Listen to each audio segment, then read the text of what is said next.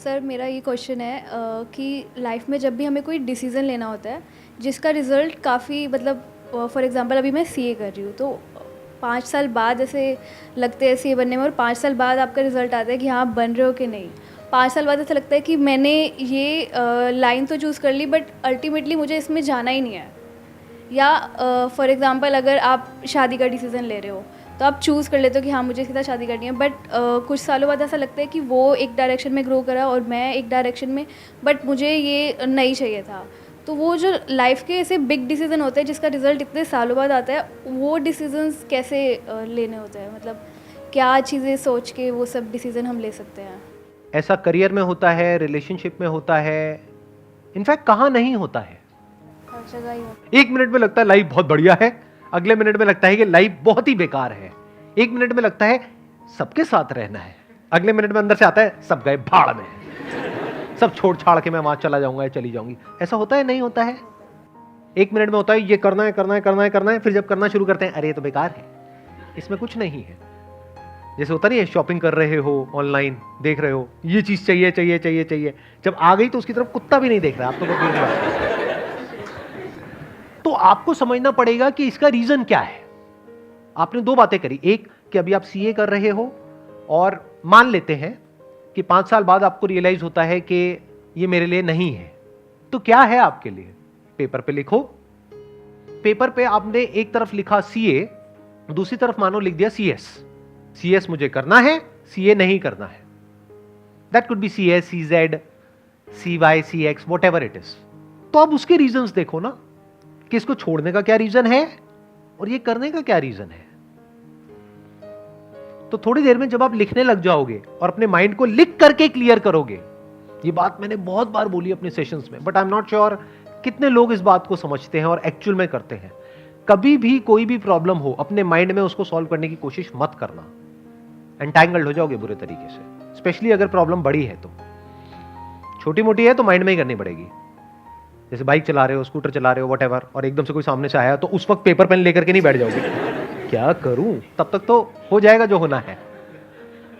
उस वक्त तो इमीडिएट एक्ट करना पड़ेगा। बट ये जो बड़े डिसीजंस हैं, शादी का डिसीजन, डिवोर्स का डिसीजन, करियर चूज करने का डिसीजन, करियर को छोड़ने का डिसीजन, ये बहुत बड़े डिसीजंस हैं, छोटे नहीं है। तो इन डिसीजंस को माइंड में कभी सॉल्व करने की कोशिश मत करना। तो कैसे करना है? पेपर पेन लेकर के माइंड मैपिंग करना सीखो ना। कितने लोग आप में से माइंड मैपिंग करते हैं? सच बोलना, झूठ मत बोलना। सिर्फ 4-5 लोग, इतने लोगों में से।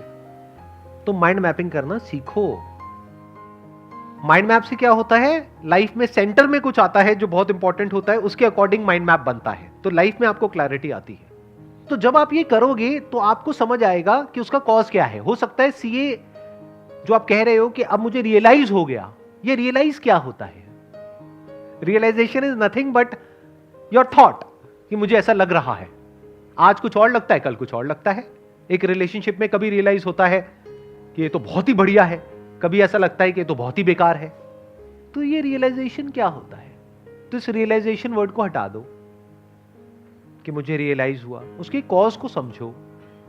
हो सकता है आपको कॉज मिले कि मैं इसलिए आगे कंटिन्यू नहीं करना चाहती क्योंकि मैं बोर हो गई हूं। हो सकता है कॉज मिले क्योंकि इसमें बहुत एफर्ट है। ध्यान से समझो इन माइंड की गेम्स को। ये माइंड की गेम्स है हमारी, जो माइंड गेम्स खेलता रहता है आपके साथ में। तो पहले आपको कॉज को समझना है। हो सकता है कॉज मिला बोर्डम, तो दूसरी तरफ देखो ना पेपर पे क्या लिखा हुआ है, सीएस। बोर्डम तो वहां भी है, टक्कर का ही है। सही कह रहा हूं, गलत कह रहा हूं? या तो आपने लिखा होता दूसरी तरफ बंजी जंपिंग, मैं ये बंजी जंपिंग का वहां पे ऋषिकेश में जाऊंगी, वहां पे सेटअप करूंगी और खुद बंजी जंपिंग करूंगी डेली और लोगों को भी करवाऊंगी। तब लगा कि हाँ कुछ डिफरेंस है। एक तरफ सीए लिखा हुआ है, एक तरफ सीएस लिखा हुआ है, टक्कर के हैं दोनों।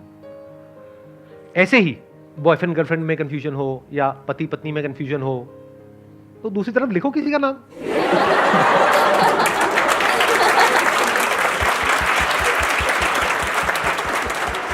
फिर थोड़ी देर में आपको पता है क्या रियलाइजेशन आएगा। रियलाइजेशन, द रियल रियलाइजेशन, ये भी खच्चर वो भी खच्चर, क्या फर्क पड़ता है, और मैं भी खच्चर, तो क्या फर्क पड़ता है? इस मंत्र को पकड़ना सीखो, लाइफ में बहुत काम आएगा। जहां पे आपको कुछ लॉन्ग टर्म तक सस्टेन करना है, शॉर्ट टर्म में मंत्र काम नहीं आएगा। वैसे शॉर्ट टर्म में भी आ जाएगा काफी केसेस में, बट लॉन्ग टर्म में मंत्र बहुत काम आता है कि क्या फर्क पड़ता है। हम सब अपने थॉट्स के हिसाब से चलते हैं, फीलिंग्स के हिसाब से चलते हैं, जो हमें लगता है अपने बिलीफ्स उसके हिसाब से चलते हैं, और सब कुछ ही लिमिटेड है, हर जगह क्लैशेस हैं, कॉन्फ्लिक्ट्स हैं, तो कोई भी परफेक्ट नहीं है। अगर कभी गलतफहमी होती है ना कि अगर मैंने सीए छोड़ दिया तो मैं ये करूंगी, तो वो लोग जो वो कर रहे हैं उनको जा करके देख लो, वो गलतफहमी दूर हो जाएगी। आप कहोगे यही बेटर है। लगता है ना कि उसकी पड़ोसी की लाइफ बढ़िया है, तो कहीं कोई छुपा हुआ कैमरा फिट कर दो उनके घर में 2 दिन में आपकी गलतफहमी दूर हो जाएगी। लिविंग रूम में करना, बेडरूम में नहीं। सबको सब कुछ नहीं मिलता है। प्रवचन शुरू कर दूं मैं? भाग्य पे बहुत कुछ निर्भर करता है। ये मैंने बोला मजाक में, लेकिन मजाक नहीं है। अब आप कहोगे सर आप तो बोलते हो कि हमारा भाग्य हमारे हाथ में होता है, ये भी सच है। भाग्य हमारे हाथ में नहीं होता, ये भी सच है। अब आप कंफ्यूज हो जाओगे, आप कहोगे क्या मतलब, एक बात करो ना। अरे भाई साहब, लाइफ में ऐसा नहीं होता है जैसा आप सोचते हो। क्लियर कट आंसर नहीं होता है। एक स्टैंड पॉइंट से देखोगे तो आपका भाग्य आपके हाथ में नहीं है। जैसे आपने अपने माँ बाप को चूज किया, यस और नो? किसी ने किया तो नहीं है ना? बड़े बड़े खुराफाती आ जाते हैं यहाँ पर, वो कुछ भी बोलने लग जाते हैं आकर के। सर मैंने ना अपनी शक्तियां इस्तेमाल करी जब मैं पेट में भी नहीं था। मैंने पेट को खुद चुना, मुझे इस पेट में जाना है अपने पिछले जन्म में, और मैं वहीं आया जहां मैं आना चाहता था। बहुत कुछ होता है जो हमारे हाथ में नहीं होता है। जैसे पेरेंट्स हमने चूज नहीं किए हैं, वो हमारा भाग्य है। अब अपने पेरेंट्स के बारे में जैसे आप सोच रहे हो, उसकी वजह से आपको अच्छा लग रहा है या बुरा लग रहा है, ये भी भाग्य है। तो एक है पेन और प्लेजर, एक है सुख और दुख। आपका जो सुख है और दुख है वो काफी हद तक आपकी थिंकिंग पे डिपेंड करता है। मैंने काफी हद तक इसलिए लगा दिया बीच में क्योंकि वहां पर भी एक्सेप्शंस है। अगर मैं ये कह दूंगा कि पूरी तरह से आप पे डिपेंड करता है तो ये बकवास है। आपका पति है, पत्नी है, वो बदतमीज है, उसको ये नहीं पता रिस्पेक्ट क्या होती है, तो आप सुखी कैसे रहोगे? तो पूरी तरह से आपके हाथ में कहां है? तो एक स्टैंड पॉइंट से देखा जाए तो भाग्य आपके हाथ में बिल्कुल भी नहीं है। आप यहां से बाहर जा रहे हो, कोई आया और आकर के एक्सीडेंट हो गया, आपकी कोई गलती नहीं है, इसको आप भाग्य बोल सकते हो जो आपके हाथ में नहीं है। जैसे कोई अमीर घर में पैदा हुआ बच्चा, कोई गरीब घर में पैदा हुआ, ये क्या है? भाग्य। Related to what? Pain and pleasure. जो अमीर घर में हुआ उसको हर तरह के प्लेजर्स मिलेंगे, और जो गरीब घर में पैदा हुआ उसके पास खाने के लिए भी कुछ नहीं है। वहां क्या है? पेन है। और प्लेजर कहां है? जो एक वेल ऑफ घर में पैदा हुआ है, वहां पे हर तरह का कंफर्ट है, सब कुछ है जो चाहिए। लेकिन उसके बाद भी वो जो बच्चा है जो गरीब घर में पैदा हुआ, उसकी थिंकिंग ऐसी है कि वो लाइफ में आगे बढ़ता चला जा रहा है, ग्रो करता चला जा रहा है, सीखता चला जा रहा है, और अपना रास्ता खुद बना रहा है और अपनी जिंदगी से खुश है। दूसरी तरफ से वो जो अमीर घर में पैदा हुआ, वो अपने बाप का सारा पैसा उड़ा रहा है, बाहर से हंसता है लेकिन अंदर से बहुत ज्यादा परेशान है। किसकी वजह से है? उसकी थिंकिंग की वजह से। दुख होता है थिंकिंग की वजह से, दर्द होता है बॉडी की वजह से और हमारे सराउंडिंग्स की वजह से, बीमारियों की वजह से। सुख दुख होता है थिंकिंग की वजह से। अभी आप सही सोचने लग जाओ, सुखी हो जाओगे, गलत सोचने लग जाओ, दुखी हो जाओगे। अभी सही और गलत क्या है? शादी करने से पहले सोच लो जितना सोचना है, एक बार कर ली तो मतलब अपने डिसीजन को बार बार बोलो, थोड़ा सा दिमाग लगाओ। सही सोच क्या है और गलत सोच क्या है? मैंने क्या कहा? फॉर्मूला क्या है? सही सोच की वजह से हम सुखी होते हैं, गलत सोच की वजह से दुखी होते हैं। तो पहले जितना सोचना है सोच लो। वो भी आपको लग रहा है कि मैं सोच करके शादी कर रही हूं, उसमें भी भाग्य का बहुत बड़ा रोल है। क्योंकि आप कब कहां किसको मिले और फिर मिल करके कब किसको किसकी आदत पड़ गई पता ही नहीं लगता है। लाइफ ऐसी तो होती है। फिर सही गलत समझ नहीं आता है जब दिल का मामला होता है। या फिर अरेंज मैरिज हुई तो वो तो पूरी तरह से ही भाग्य हो गया। शादी के बाद अगर सुखी रहना चाहते हो तो सही सोच क्या है और गलत सोच क्या है? अपने डिसीजन पे अटल रहो। मतलब नहीं, ऐसा नहीं है। अटल क्यों रहो? अगर सामने वाला जो पर्सन है वो महा क्या कहूं, पापी, घोर पापी है, अत्याचारी है, दुराचारी है, उसकी असुरीय प्रवृत्ति है, और कोई इससे भयानक वर्ड, जल्लाद है। बट जल्लाद होने में क्या बुराई? वो तो बेचारा किसी के कहने पे किसी को फांसी दे रहा है। जल्लाद is not a negative word. हाँ, जल्लाद उस वे में नेगेटिव है कि भाई मारता है अपने मजे के लिए। आप मान लो ऐसा कुछ है तो उसके साथ रहना थोड़ी है। उसको पुलिस के हवाले करो और निकलो उस घर से, या उसको निकालो, सीधी बात है ना। बट मान लेते हैं मैंगो पीपल टाइप का कोई बंदा है, मतलब जैसे लोग यहाँ पर बैठे हुए हैं, वैसे पता नहीं लगता किसी को देख करके कि ये सब जो मैंने कहा उसमें से कौन है जो यहाँ पर बैठा हुआ है। मान लेते हैं कि एक नॉर्मल इंसान है। नॉर्मल क्या होता है? जिसमें कुछ पॉजिटिव है, नेगेटिव है, कभी खुश है, कभी दुखी है, ना एक्सट्रीम में अच्छा है ना एक्सट्रीम में बुरा है। एक्सट्रीम में अच्छे वाले लोग भी बड़े खतरनाक होते हैं, एक्सट्रीम में बुरे तो बात हो ही गई है, तो बीच में कहीं पे है। तो अब सही सोच क्या है? इम्परफेक्शंस को एक्सेप्ट करना, मतलब जैसे मुझ में भी कुछ अच्छी बुरी चीज़ें हैं तो सामने वाले की भी अच्छी बुरी चीज़ें, और क्या फ़र्क पड़ता है? क्या फर्क पड़ता है? बस ये गोल्डन मंत्र को पकड़ लो कि कभी उसकी कुछ हरकतें होंगी, आपको गुस्सा आ जाएगा, आप गुस्सा करोगे तो वो भी गुस्सा करेगा, क्या फर्क पड़ता है? चीख चिल्लाहट हो जाएगी, क्या फर्क पड़ता है?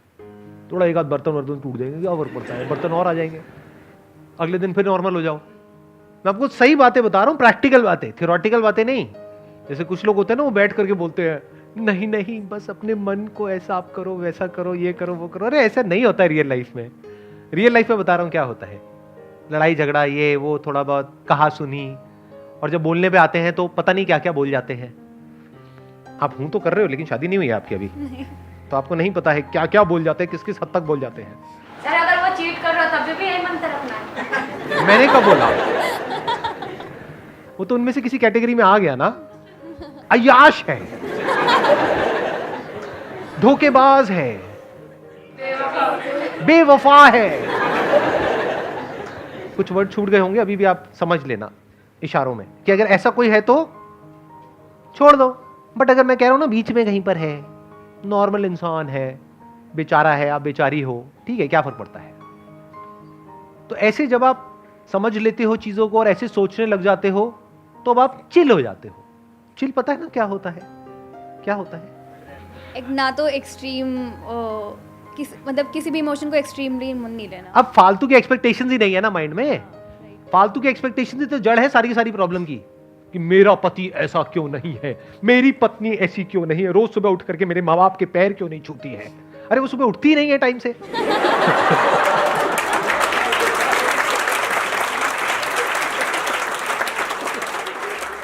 तो उल्टी सीधी एक्सपेक्टेशंस जो हमारी होती है ना, उसकी वजह से गड़बड़ हो जाती है।